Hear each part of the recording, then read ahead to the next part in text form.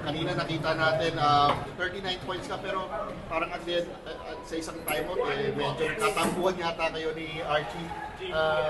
Kamusta naman kayo ngayon? Sabi ni Gov Delta, pinagbati niyo. Yun nga, ano naman ng misunderstanding lang talaga yun. Kumbaga, normal naman sa team yun. Pero yun nga, naging okay naman kami.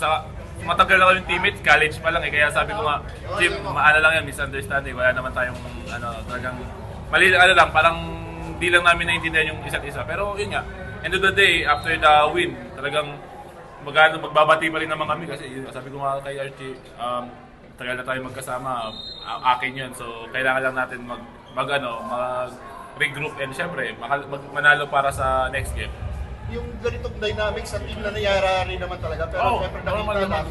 Pero yung ganito, parang after ng wala na. Wala na kasi yun nga.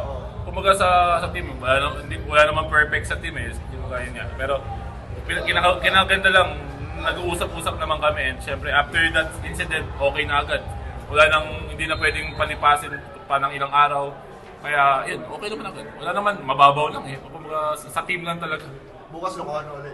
Wala. Ano lang. Kumbaga normal na lang yun. Kumbaga sa PBA, normal naman na yung sa isang team. Pero yun, syempre, may pagkakamali naman kami pareho. Pero yun tinapos naman agad.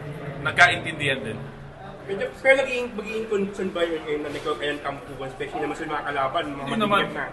Hindi naman kasi, sabi ko at kayo na, tagal na kami magkasama ni Archie. Sa Arellano, sa college pa lang, 3 years kami magkasama. So, dito, kumaga para sa amin, mababaw na lang yun.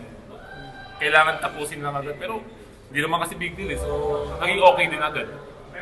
How will you improve yung bonding yung dalawa? Especially ngayon, gusto yung mga kalaban, mabibigat na. Yung San Miguel, TNT, Siyempre, yun, lalaro na kami. Siyempre, mag-stay pa rin kami 1. Kasi, mabibigat yung tatlong sunod-sunod data. Talagang andun yung top 3 teams ng bracket namin So, yun, regroup lang kami. Siyempre, di lang kami pwedeng magkumpiyansa kahit 3-0 na kami. Kasi, yun nga, binog yung bola, marami pang pwedeng mangyari.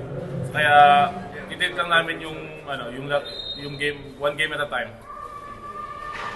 Thank you.